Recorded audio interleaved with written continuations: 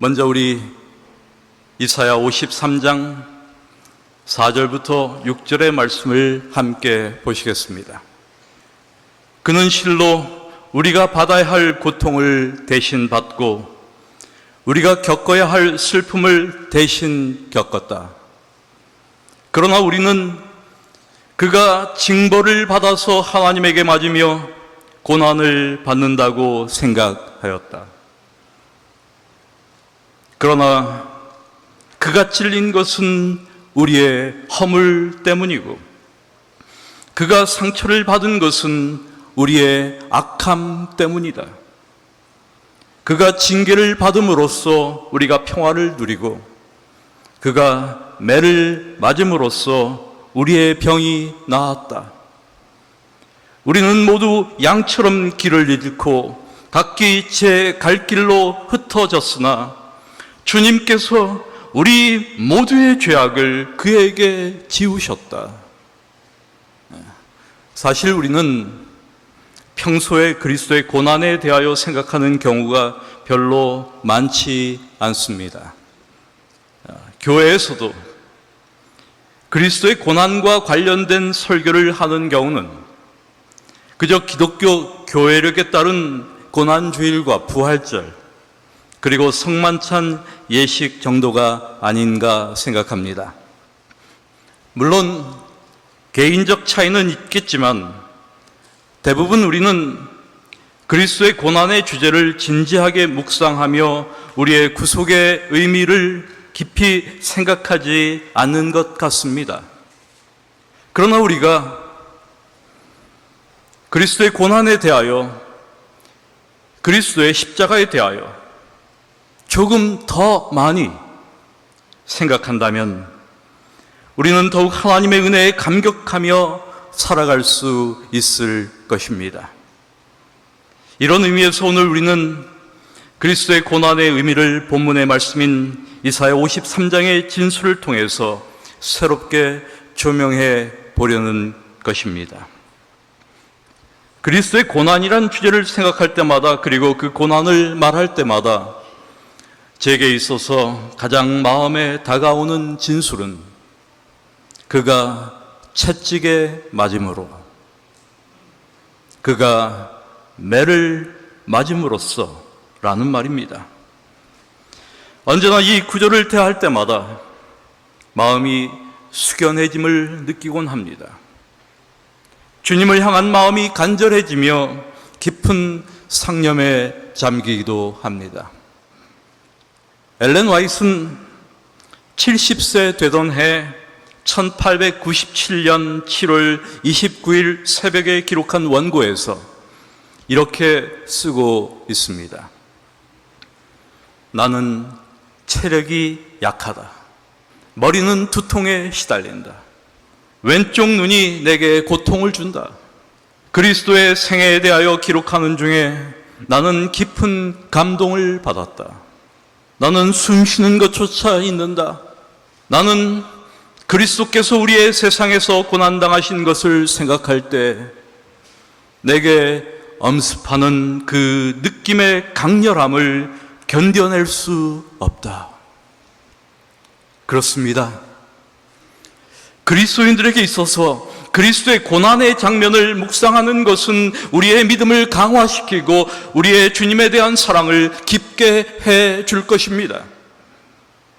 오늘 이 시간 우리는 조용히 우리의 주님께서 참담하게 십자가에 못 박혀 조롱받고 있는 모습을 마음으로 그려봅니다.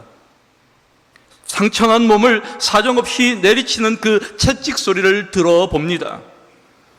고통으로 일그러진 모습 그리고 그 고통을 견디시는 예수님의 모습을 생각합니다. 이렇게 우리가 그분의 고난의 모습을 묵상하고 있노라면 아마도 우리에게 엄습하는 그 강렬한 느낌을 피할 수 없으리라 생각합니다. 이 시간 우리의 모든 마음과 생각을 한데 모아서 우리를 위하여 고난당하신 예수 그리스도의 고난을 마음으로 생각하는 그런 예배 시간이 되기를 원합니다.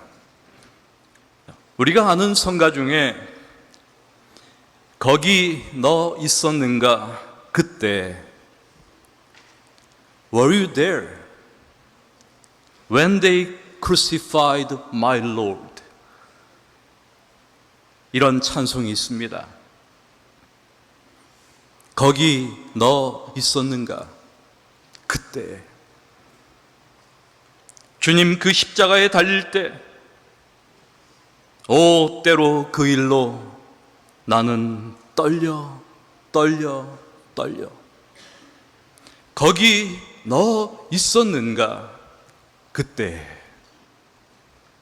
여러분, 우리의 주님이 채찍에 맞을 때 우리가 거기에 있었음을 기억하시기 바랍니다. 물론 우리가 실제로 그 현장에 있지 않았지만 분명히 우리가 그분을 아프게 했습니다. 우리가 그분을 쳤습니다.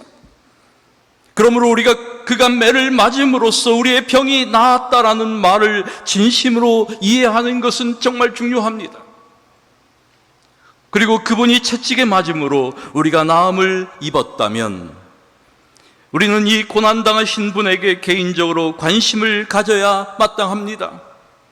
이 놀라운 희생 앞에 우리는 머리를 숙여야 할 겁니다. 여러분, 그리스도께서 맞으셨다는 사실을 아는 것은 슬픈 일입니다. 그러나 그가 채찍에 맞음으로 우리가 나음을 입었다는 사실을 모르는 것은 더욱 가련한 일입니다. 이 시간 하나님께 간절히 비옵는 것은 우리 모두가 이 자리를 떠나기 전 주님의 이름이 복되시도다, 그분이 채찍에 맞음으로 내가 나음을 입었다고 고백하는 겁니다. 그의 고난과 슬픔과 죽음으로 인해 나를 파멸로 몰아넣었던 도덕적인 부패에서 내가 회복되었음을 고백하며 우리 모두가 다 함께 그가 매를 맞음으로써 우리의 병이 나았다라고 말할 수 있게 되기를 진심으로 원합니다. 오늘 우리는 이 말씀 속에서 하나님은 죄를 병으로 다루신다는 사실을 확인합니다. 그렇습니다. 하나님께서는 죄를 병으로 취급하십니다. 만일 죄가 병이 아니라면 우리가 병에서 나음을 입었다고 말씀하지 않을 것입니다. 분명한 것은 주님께서 우리 모두의 죄악을 그에게 지우셨다는 겁니다. 우리의 허물과 죄악 때문에 그분께서 고통을, 고난을 당하셨다는 겁니다. 이 시대 우리를 포함해서 많은 그리스도인들의 문제 중 하나는 죄를 너무 가볍게 생각하는 것입니다. 죄에 대한 인식이 매우 얕습니다. 이 인식이 깊지 않아요. 죄의 본질이 무엇인지, 그것이 얼마나 심각한 문제인지에 대해 우리의 생각이 너무 빈약하다는 뜻입니다. 사실 죄에 대한 깊은 이해 없이는 그리스도께 나가고자 하는 욕망을 느낄 수 없습니다. 인간이 죄로 말미암아 하나님의 생명에서 끊어진 사실을 인지하지 못한다면 우리는 그리스도께 나갈 수 없습니다. 그러므로 성령님께서 죄에 대한 깊은 깨달음을 주셔야 합니다. 여러분, 죄는 중대한 심각한 병입니다. 왜냐하면 죽음으로 인도하기 때문입니다. 하나님은 죄가 크고 중대한 과실이라는 사실을 우리에게 숨기지 않으십니다. 그래서 하나님께서는 죄를 가리켜 불법이라고 하시고 범법이라고도 하시고 혹은 불의 혹은 부정이라는 단어를 통하여 그 본질을 분명히 드러내십니다. 우리가 아는 대로 성경 어디에도 죄에 대한 변명이 없습니다. 성경은 그 가증함을 결코 덮어주거나 덜어주지도 않습니다. 때문에 우리 역시 죄에 대하여 변명하지 말아야 합니다. 죄를 합리화하지 말아야 합니다. 죄를 다르게 포장하거나 미화하려 하지 말아야 합니다. 죄는 죄일 뿐입니다. 죄는 그 이상도 그 이하도 아닙니다. 죄는 분명 심각한 문제이며 심각한 질병입니다. 그러나 하나님께서는 단단히 우리에게 자비를 베푸시기로 작정하셨습니다. 죄인을 관대하게 대하셨습니다.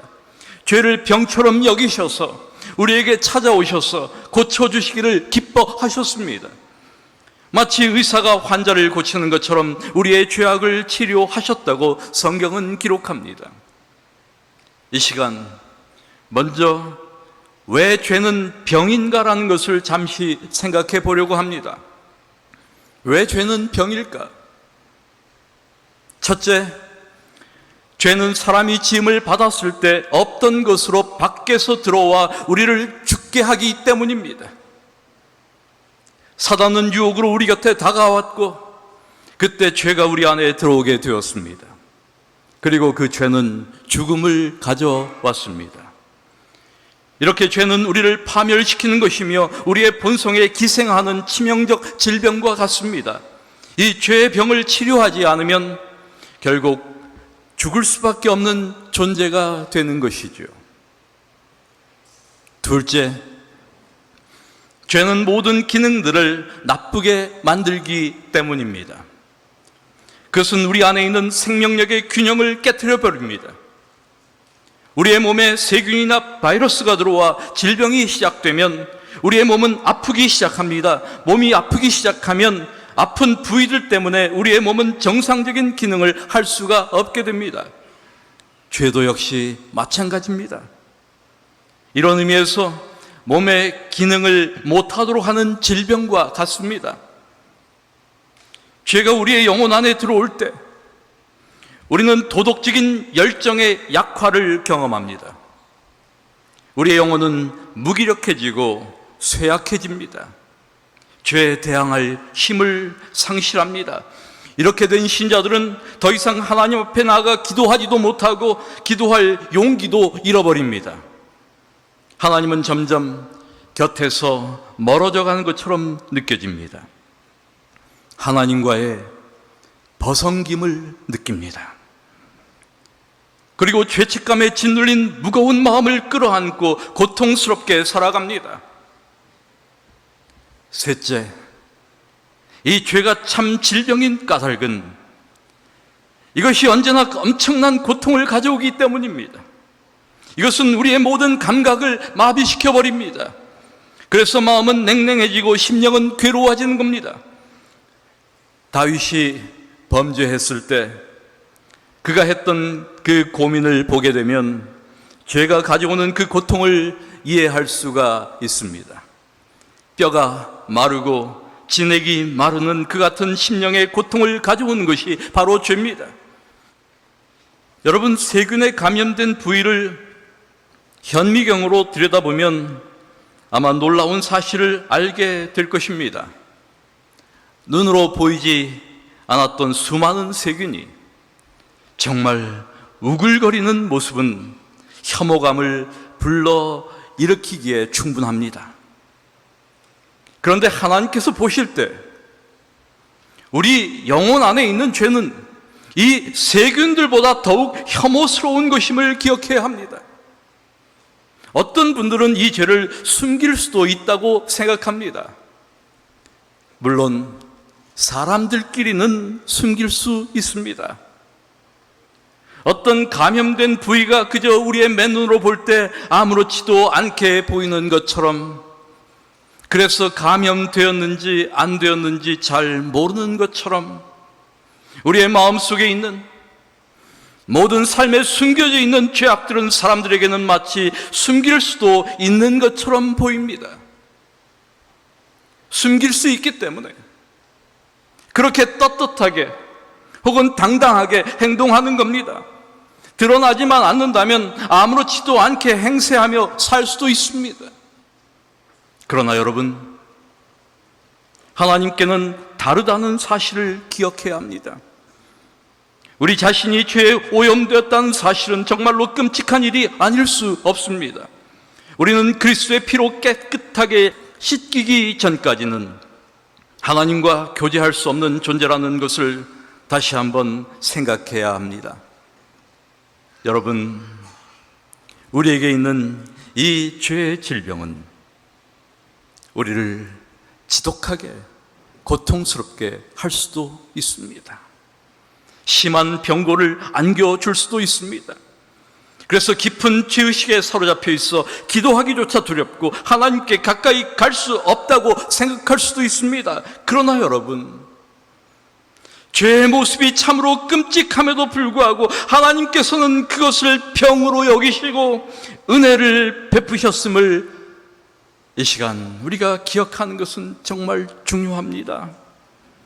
주님은 우리를 형 집행을 기다리는 죄수들로 보지 않고 치료가 필요한 병자들처럼 대하셨습니다. 여러분, 하나님은 우리를 죽어야 할 죄수들로 보지 않으시고 병들어 있는 환자들로 보셨단 말입니다.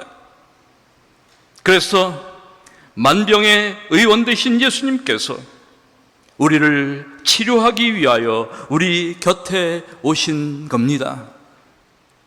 우리가 기억해야 할 중요한 것이 하나 있습니다. 그것은 죄로 인해 병든 사실을 숨기려 하지 말아야 한다는 겁니다.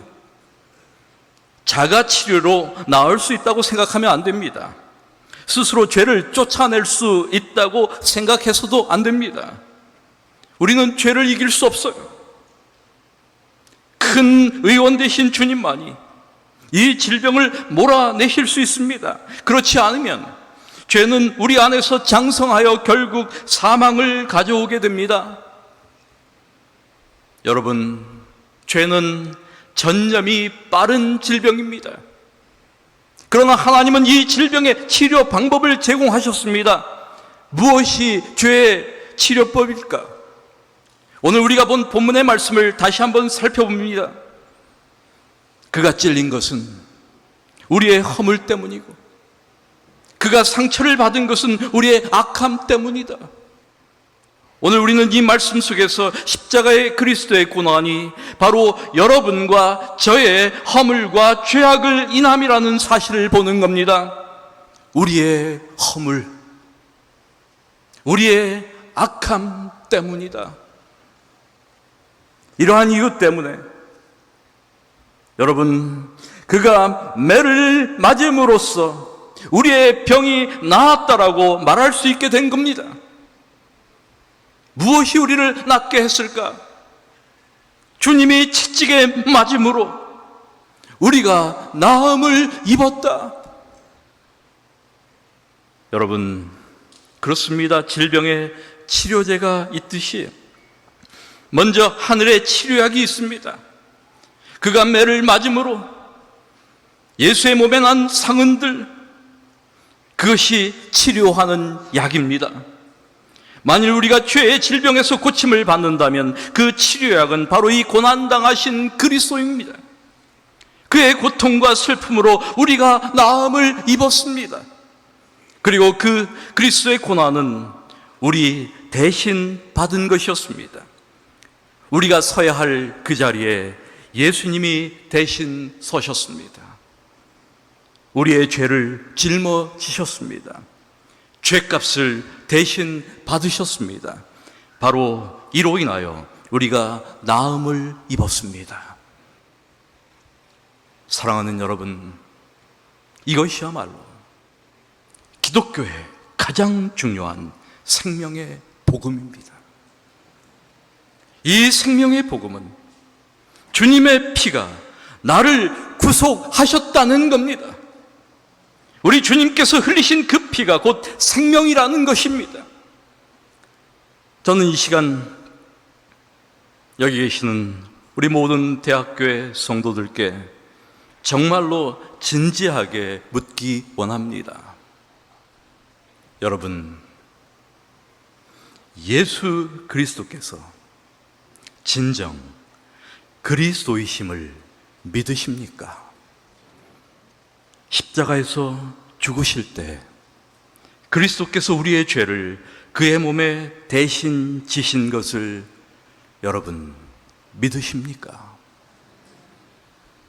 많은 분들이 믿지 못하시는 것 같습니다. 그거 믿으셔야 합니다. 만약 우리가 그 같은 사실을 진정 믿는 사람들이라면 우리는 구원받은 하나님의 백성임에 틀림없습니다. 그가 채찍에 맞음으로 우리가 나음을 입은 구원을 받은 자들이기 때문입니다. 여러분, 환자는 자기의 상처를 드러내고 병의 진전을 알리기 마련입니다. 우리도 마찬가지입니다. 크신 의원 앞에서 환자는 그 환부를 드러낼 뿐입니다. 이제 우리의 병든 것을 하나님 앞에 인정해야 합니다. 하나님, 제가 참 중한 병에 걸렸습니다. 제 생명이 위태롭습니다. 아무도 이 병을 고치지 못한다고 합니다. 하나님, 제가 하나님 앞에 이 병을 가지고 나갑니다. 하나님, 제가 병자입니다. 환자입니다. 제가 병들었습니다. 그리고 사랑하는 여러분, 간절한 기도로 하나님의 집도를 간구하시기 바랍니다. 하나님, 제 깊이 병든 이 부위들을 하나님께서 수술해 주십시오. 당신의 보혈로 치료해 주십시오. 여러분, 우리가 진정 그리스도를 믿으면, 하나님께서 속죄를 위하여 그리스도를 세상에 보내신 것을 믿으면, 오직 그분에게만 구원이 있음을 믿으면 우리는 고침을 받을 수 있습니다. 회개가 무엇인가? 회개는 치료의 첫 번째 단계입니다. 교만한 우리의 자아가 하나님 앞에 굴복하기 시작할 때 우리 안에 있는 더러운 것들이 깨어지기 시작합니다. 예수께서 맞으심으로 인하여 결국 우리는 나음을 입게 됩니다. 그리고 이 하나님의 치유 과정에는 우리의 것이 끼어들지 말아야 함을 늘 기억해야 합니다. 여러분, 저는 오늘 이 시간 정말 매우 중요한 것을 말씀드리기 원합니다.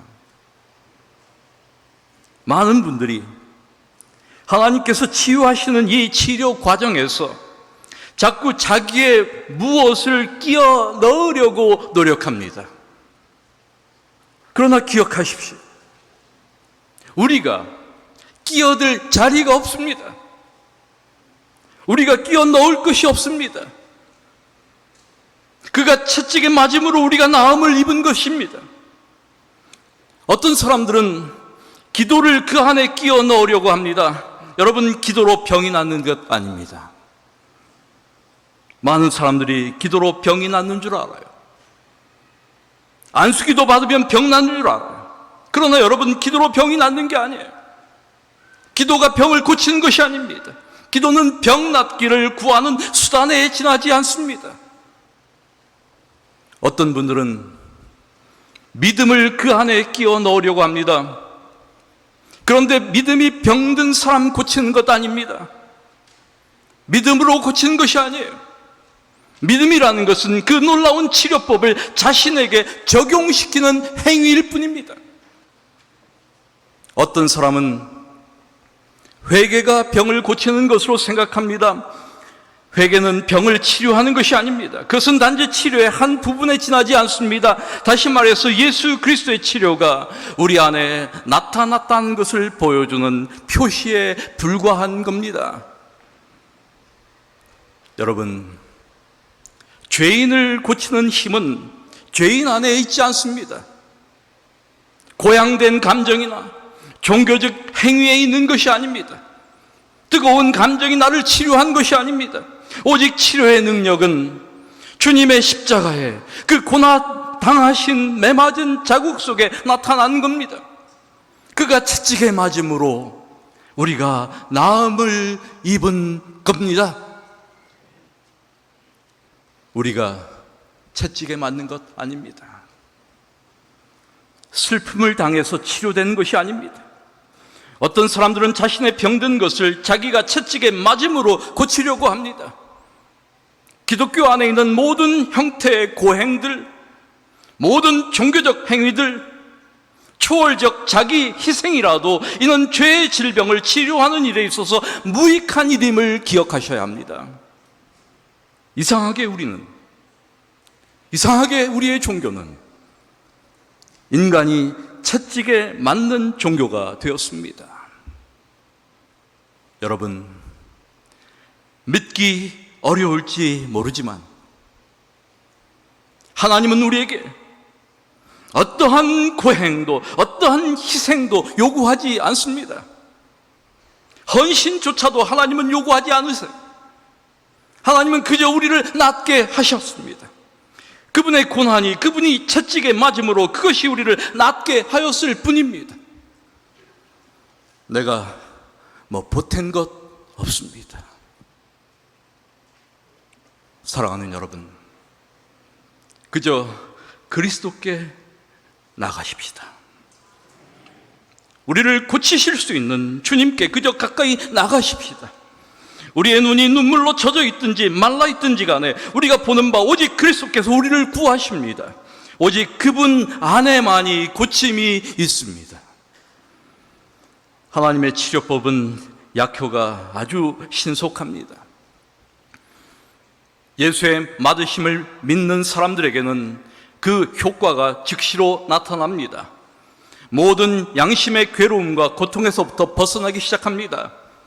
죄를 사랑하는 마음에서 고침을 받습니다. 이제는 죄를 사랑하지 않고 오히려 죄를 미워하기 시작합니다.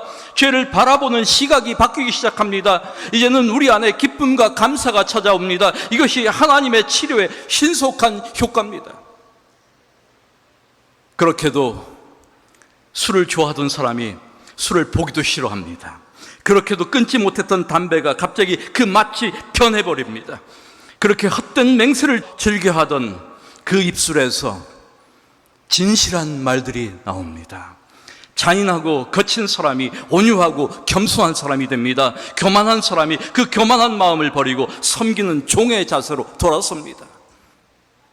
하나님께서 고치신 결과입니다.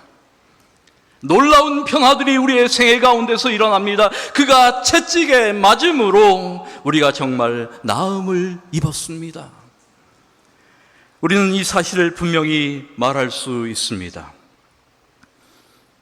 어떤 사람들은 내가 구원받았는지, 내가 질병에서 고침을 받았는지, 내가 죄의 용서를 받았는지 잘 모르시는 분들이 있어요. 내가 고침을 받았는지 구원을 받았는지 잘 모르겠다는 겁니다. 그런데 여러분이 어딘가 아프다가 병이 나으면 여러분은 그 나은 것을 아십니까? 모릅니까?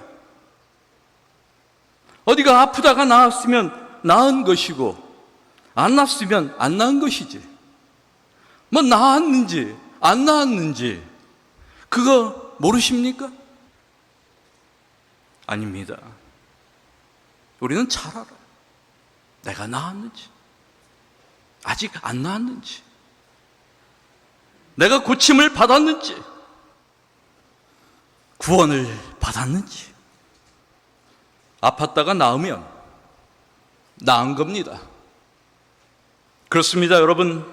그리스도의 치료의 효과도 그만큼 분명한 것입니다. 그가 매를 맞음으로써 우리의 병이 나았습니다.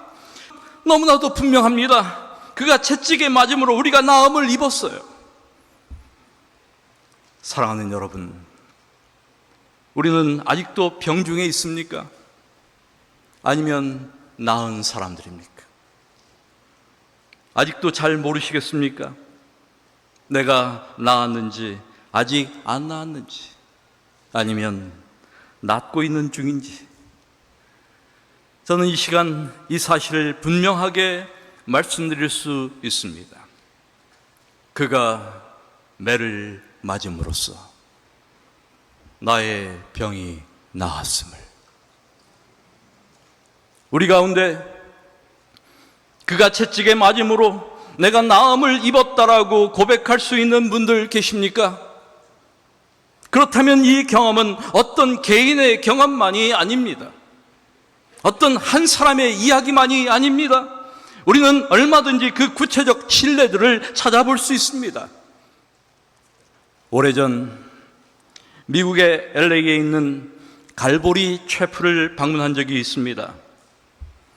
당시 그 교회의 담임 목사였던 척 스미스 목사를 통해서 하나님의 말씀을 듣고 개심한 사람들의 이야기를 담은 Victors, 승리자들이라고 하는 책자를 교회 서점에서 구입해서 본 적이 있습니다. 그 책에는 갈보리 채플의 여러 지교회들을 담임하고 있는 여러 사람들의 이야기가 기록되어 있었습니다. 그 책에 등장하는 모든 분들의 전력은 정말 화려하기 짝이 없었습니다. 갱단원, 조직폭력배, 마약 중독자, 정신질환자, 마약 딜러, 술주정뱅이, 잔인하고 거친 그런 인간들이었습니다. 그런데 그들에게 놀라운 변화가 일어난 겁니다. 그중 그레그 라울이라고 하는 분이 있었습니다. 그는 부모의 이혼 속에서 5명의 양부를 거치면서 자라났던 사람이었습니다. 학교의 문제아로서 고2에 이미 마리화나에 손을 대고 곧 LSD라 불리는 환각제와 마약에 중독되어 히피가 되어 마약 딜러로 청소년기를 보낸 그런 사람이었습니다. 양부를 총으로 살해하려다 미수에 그치기도 했습니다. 그런 그가 20세에 개심한 후 목사가 되어서 12,000명이 모이는 교회를 인도하는 갈보리 채플 지교회의 담임 목회자가 된 겁니다. 만약 우리 가운데 그가 매를 맞음으로써 나의 병이 나았음을 말할 수 있는 분이 계시다면 그것은 그가 채찍에 맞음으로 우리가 나음을 입었도다라는 진술을 설명하는 중요한 사례가 될 겁니다. 내가 나음을 입었고 여기 우리 장로님들이 나음을 입었고 여기 우리 모든 집사님들이 나음을 입었고 우리 모든 성도들이 나음을 입었다. 그래서 우리는 우리가 나음을 입었다라고 말할 수 있는 것입니다. 사랑하는 여러분, 우리가 나음을 입었다면 이제부터 어떻게 살아야 될까요? 병으로 시달리던 사람이 질병에서 쾌유함을 얻으면 앞으로 어떻게 살아야 되겠습니까? 어떻게 사시겠어요? 이제 건강하게 사셔야죠. 더 이상 한숨과 질병으로 인한 신음소리를 내서는 안 됩니다. 여러분, 이제 나은 사람들처럼 사셔야죠. 병에서 해방됐으니까 어떻게 삽니까? 이제는 건강하게 활동하며 삽니다. 즐거워하며 기뻐하며 감사하며 삽니다. 그것도 어떤 병에서 나았습니까? 사망의 병에서 나았는데 어찌 기쁘지 않겠습니까? 여러분, 감기에서 난 것 아니에요. 코로나에서 난 것 아닙니다. 즐거워하십시오. 기뻐하십시오. 그리고 감사하십시오. 그런데 여러분, 그렇게 건강해진 사람들은 그러면 어떻게 해야 할까요? 제가 병난 사람들 가만 보니까 하는 것이 공통적으로 있어요. 가만히 있지 않더라고요. 내가 어떻게 낫는지 그거 아픈 사람들에게 계속 알려주는 것이 그분들의 일이더라고요. 치료법을 이야기해 줘야 합니다. 그래서 내가 나은 방법, 그 비방을 전해주는 사람들. 사랑하는 여러분, 다시 한번 생각해 보십시오. 그가 채찍에 맞음으로 우리가 나음을 입었습니다. 그가 매를 맞음으로써 나의 병이 나았습니다. 그래서 우리는 이제 건강하게 삽니다. 이제 우리는 기뻐하며 삽니다. 감사하며 삽니다. 또한 그 이야기 전하며 삽니다. 이 시간 우리의 삶에 늘 기쁨이 충만하여 하나님을 찬송하는 노래가 우리의 입술에 가득하기를 기도드립니다. 주님이 매를 맞음으로써 나의 병이 나았음을 고백하는 우리 모든 성도들의 삶에 하나님의 은총이 함께 하셔서 우리 모든 상한 심령을 고치시고 모든 죄책의 질고를 거두어 주셔서 우리 안에 하나님께서 주시는 참된 평강이 넘치게 되기를 이 시간 기도드립니다. 말씀을 마칩니다.